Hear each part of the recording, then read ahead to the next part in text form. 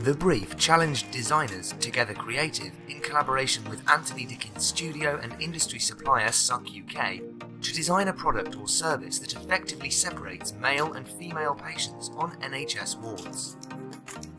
They were asked to consider patient needs while also giving staff the flexibility to change areas at short notice. The team came up with two solutions.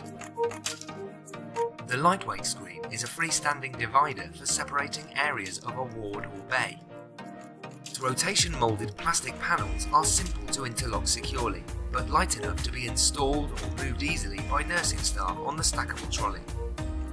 Screens can be used to create a single room effect, or divide the ward in two down the middle. Because screen panels sit below the existing curtain rail, they can be installed without having to close the ward or move patients from their beds.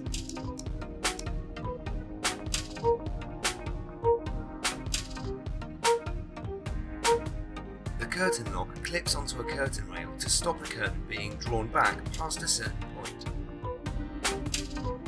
It also acts as a signal to show staff and other patients that a curtained area is in use.